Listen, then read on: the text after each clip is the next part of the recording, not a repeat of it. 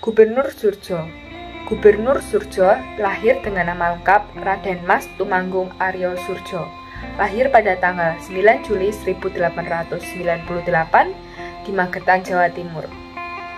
Gubernur Surjo merupakan anak kedua dari 10 bersaudara, dan semasa hidupnya ayah dari Gubernur Surjo bertugas sebagai ajun jaksa di Magetan. Pendidikan Gubernur Suryo. Gubernur Suryo pernah menuntut ilmu di Opleiding School for Inlandse Ambtenaren atau yang disingkat OSVIA. OSVIA ini merupakan sekolah untuk para calon pegawai Bumi Putra pada zaman Hindia Belanda. Para murid-murid yang ada di sekolah ini akan dipekerjakan sebagai pamong praja yang sempat menjadi seorang camat.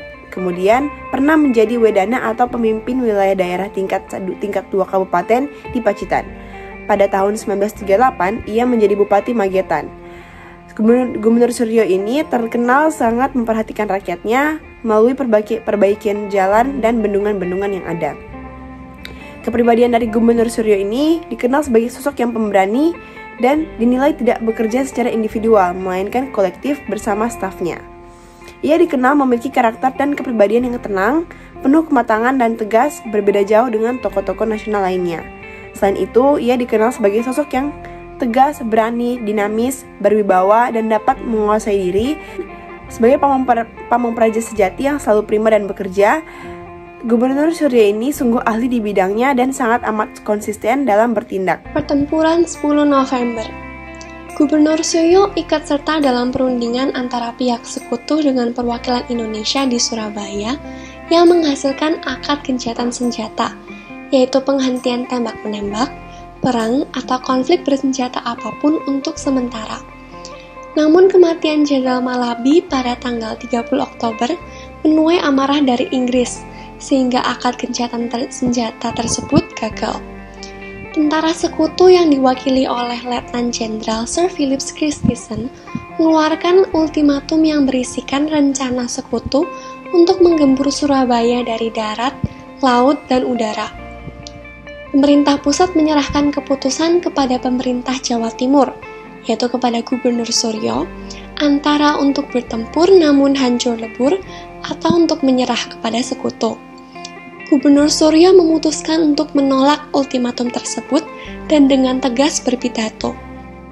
Arek-arek Surabaya akan melawan ultimatum Inggris hingga darah penghabisan. Penolakan tersebut didukung oleh rakyat Surabaya yang juga menolaknya. Sehingga pada tanggal 10 November 1945 pukul 6 pagi, tentara Inggris mulai menyerang Surabaya dari darat, laut, dan udara. Pertempuran tersebut yang seringkali disebut sebagai Pertempuran Surabaya kemudian diabadikan sebagai Hari Pahlawan.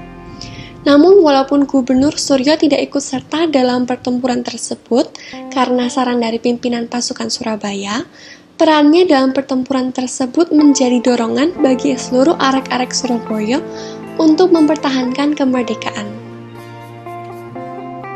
Setelah pertempuran 10 November, Gubernur Suryo terpaksa meninggalkan kota Surabaya dan mendirikan pemerintahan darurat di Mojokerto. Ia digantikan pada tahun 1947 dan diangkat menjadi Wakil Ketua Dewan Pertimbangan Agung (DPA). Setahun kemudian, pada tanggal 10 September 1948, dalam sebuah perjalanan dari Yogyakarta menuju Madiun, mobil yang ditumpangi Gubernur Suryo berpapasan dengan sisa-sisa gerombolan PKI, dan semua orang di dalam kendaraan itu diperintahkan untuk turun. Mereka semua dibawa ke dalam hutan dan dibunuh. Jenazah Gubernur Suryo ditemukan oleh penduduk Kalikakah, Ngawi, dan ia dimakamkan di Sawahan, Magetan. Pemerintah menyematkan Gubernur Suryo sebagai pahlawan nasional pembela kemerdekaan. Selain itu, ia juga diabadikan menjadi nama jalan di kota Surabaya, nama perguruan tinggi, dan 3 monumen di Surabaya, Magetan, dan Ngawi.